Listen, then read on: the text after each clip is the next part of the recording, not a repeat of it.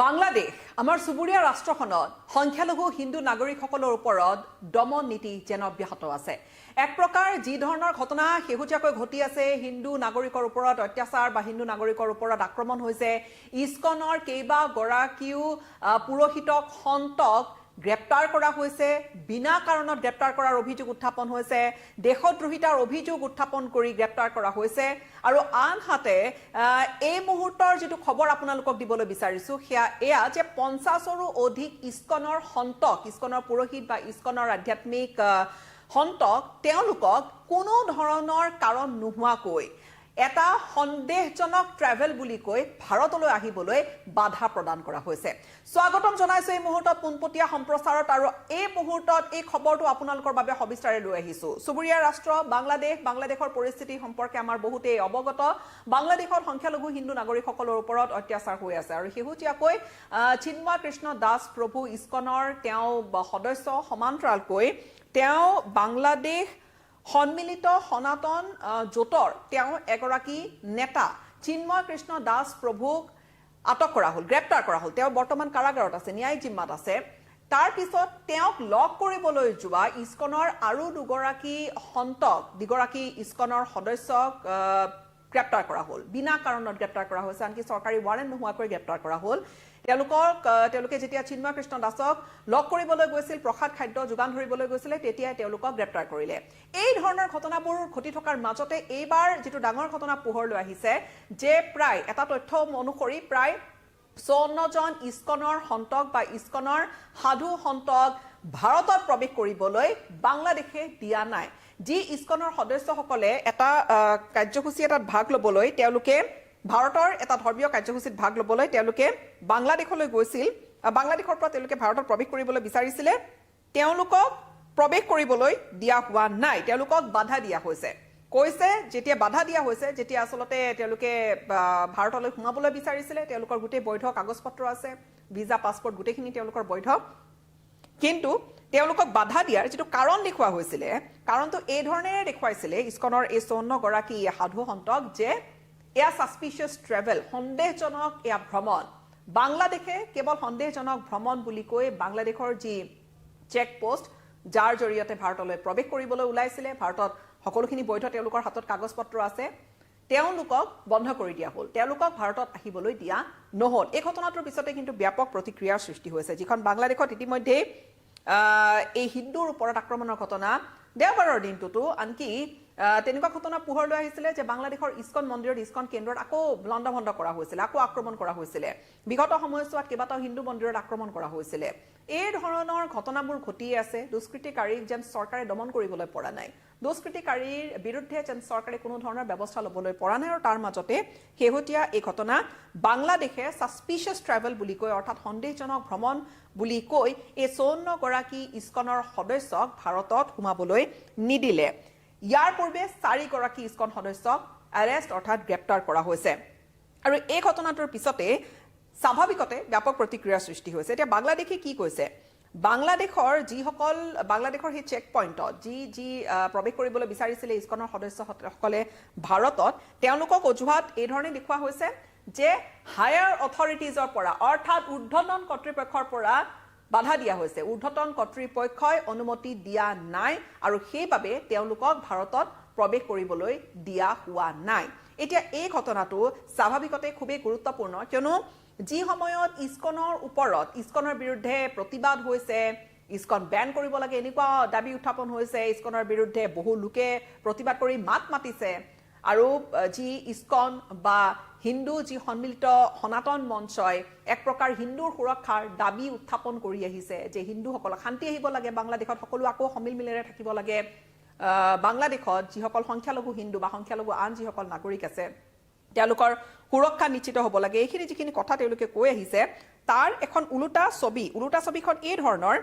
যে চৰকাৰে এফালে ব্যৱস্থা একো লোৱা নাই, আৰু ওলোটাই এতিয়া ইস্কনৰ এই সদস্যসকলক ভাৰতত প্ৰৱেশ কৰিবলৈ বাধা দিছে। তেওঁলোকক ঘূৰাই পঠিওৱা হ'ল বেনাপোল বৰ্ডাৰ চেকপইণ্ট যিটো আছে, সেই বৰ্ডাৰ চেকপইণ্টৰ পৰা ভাৰতত প্ৰৱেশ কৰিবলৈ বিচৰা এই 54গৰাকী ইস্কন সদস্যক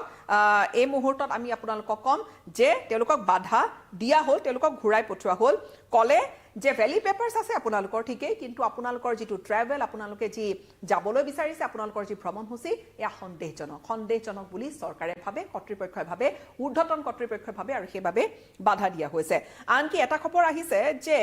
আনকি এই সংখ্যাটো অধিক এই সংখ্যা 70 গৰাকীমান লোক বাধা দিছিলে 70 গৰাকীমান লোকক ইয়াৰ ভিতৰতে আছিল ইস্কনৰ সদস্যসকলক তেওঁলোকক বাধা দিছিলে ভাৰতত প্ৰৱেশ কৰাৰ ক্ষেত্ৰত এতিয়া তেওঁলোকৰ ফালৰ পৰা যিসকল ইস্কন সদস্যই ভাৰতত প্ৰৱেশ কৰিবলৈ আহিছিল তেওঁলোকে স্পষ্ট কৰি দিছে যে আমি এটা ধৰ্মীয় কাৰ্যসূচীত ভাগ লবলৈ কিছু ধৰ্মীয় ৰীতি-নীতিত ভাগ লবলৈ আমি ভাৰতলৈ যাবলৈ বিচাৰিছিলো কিন্তু আমাক ইমিগ্ৰেশ্যন অফিচিয়েল যিসকল থাকে বৰ্ডাৰ চেক পইণ্ট যেহেতু এখন দেশৰ পৰা আন এখন দেশলৈ যেতিয়া আহিব তেতিয়া ইমিগ্ৰেশ্যনৰ এটা প্ৰচেছ থাকে ইমিগ্ৰেশ্যনৰ মাজেৰেহে আপুনি এখন দেশৰ নাগৰিকে যি বৈধ পাছপোৰ্ট ভিসা থাকিলে আন এখন দেশলৈ যাব পাৰে এতিয়া এই যেটো বেনাপোলৰ ইমিগ্ৰেশ্যন অফিচিয়েলছ আছে যিসকল বিষয় আছে তেওঁলোকে বাধা দিলে আৰু কলে যে চৰকাৰৰ অনুমতি নাই আপোনালোকৰ প্ৰৱেশত ঊৰ্ধ্বতন কৰ্তৃপক্ষই মানা কৰিছে ঊৰ্ধ্বতন কৰ্তৃপক্ষই বাধা দিছে চৰকাৰী অনুমতি নাই সেইবাবে আপোনালোকে পাৰ হ'বলৈ নোৱাৰে বেনাপোল ইমিগ্ৰেশ্যনৰ চেক পইণ্টৰ অফিচাৰ ইনচাৰ্জ যিগৰাকী আছিল ইমতিয়াজ আসানুল কাদাৰ ভূঞা তেওঁ কৈছে যে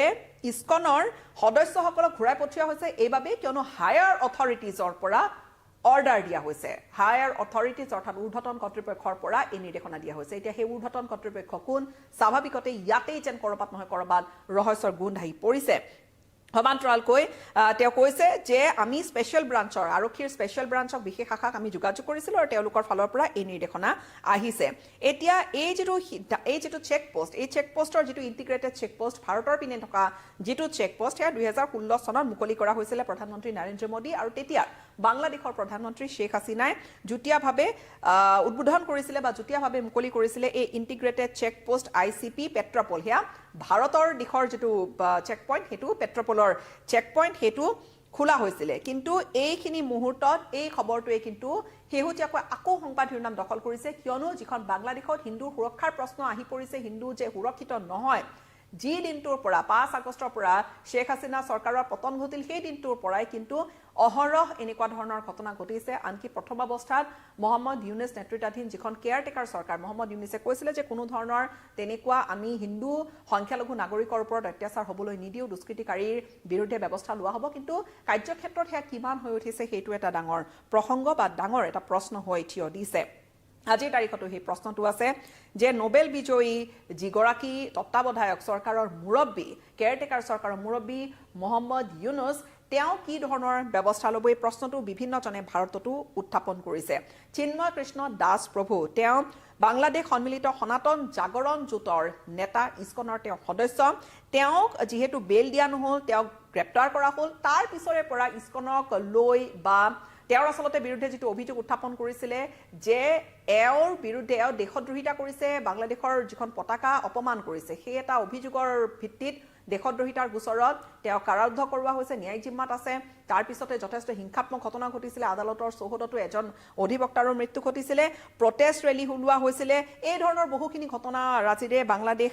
পাৰ হৈছে কিন্তু শেহতীয়াকৈ ইস্কনৰ এই সদস্যসকলক আনকি ইস্কন ব্যান কৰিবলৈকে এটা দাবী উত্থাপন হৈছিল ইস্কনৰ এই সদস্যসকলক যেহেতু ভাৰতলৈ আহিবলৈ বাধা দিয়া হৈছে স্বাভাৱিকতে ইয়াত বহুতে ৰহস্যৰ গুণ পাইছে এতিয়া ভাৰতৰ যেটো প্ৰতিক্ৰিয়া বা ভাৰতে যেটো বিষয় উত্থাপন কৰিছে আৰম্ভণিৰে পৰা ভাৰতে হিন্দু নাগৰিকসকলক সুৰক্ষা নিশ্চিত কৰিবলৈ বাংলাদেশ চৰকাৰক বাৰম্বাৰ কৈ আহিছে বাংলাদেশ চৰকাৰ প্ৰশাসনক কৈ আহিছে যে সুৰক্ষিত হৈ থাকিব লাগে হিন্দু বা আন সংখ্যালঘু লোকসকল কিন্তু সেয়া জানো প্ৰকৃতাৰ্থত হৈছে বাংলাদেশে এবাৰ মাত মাতিছিল এই ধৰণে যে আমাৰ অভ্যন্তৰীণ বিষয়টো মিস ইন্টাৰপ্ৰেট কৰা হৈছে অৰ্থাৎ ভাৰতে বিষয়টো ভুল পথেৰে ব্যাখ্যা কৰিছে ভুল ধৰণেৰে ব্যাখ্যা কৰিছে কিন্তু সেয়া জানো হয় এই ধৰণৰ ঘটনা এটাৰ পিছত এটাকৈ পোহৰলৈ আহি আছে স্বাভাৱিকতে চুবুৰীয়া ৰাষ্ট্ৰখনৰ যে পৰিস্থিতি খুব যে ভাল নহয় সেয়া এক প্ৰকাৰ কথা স্পষ্ট হৈছে আনহাতে কৰিমগঞ্জত আমি বাংলাদেশ চলোৱা এটা প্ৰতিবাদ কাৰ্যসূচী আমি এই খবৰটো আমাৰ দৰ্শকক জনাই আহিছো আমাৰ পেজত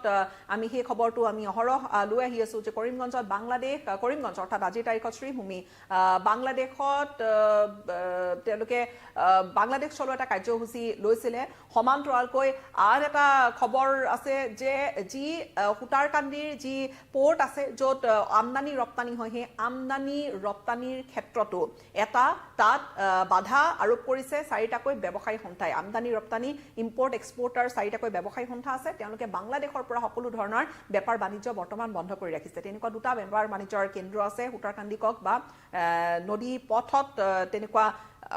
পোৰ্ট আছে, তেনেকুৱা বাণিজ্যিক কেন্দ্ৰ আছে, ব্যৱসায়িক কেন্দ্ৰ আছে, তাত আমদানি ৰপ্তানি অৰ্থাৎ বাংলাদেশৰ সৈতে কোনো ধৰণৰ সম্পৰ্ক ৰাখিবলৈ পৰা নাই। অৰ্থাৎ ক্ৰিয়া প্ৰতিক্ৰিয়া বহুখিনি হৈছে, কিন্তু এতিয়া লক্ষণীয় হ'ব যে বাংলাদেশ চৰকাৰে হিন্দু নাগৰিকসকলৰ সুৰক্ষাৰ বাবে কি ধৰণৰ ব্যৱস্থা গ্ৰহণ কৰে। বিশ্ববাসীৰ চকুত কিন্তু এই মুহূৰ্তত বাংলাদেশ আছে, কিয়নো বাংলাদেশত সংখ্যালঘু নাগৰিক ওপৰৰ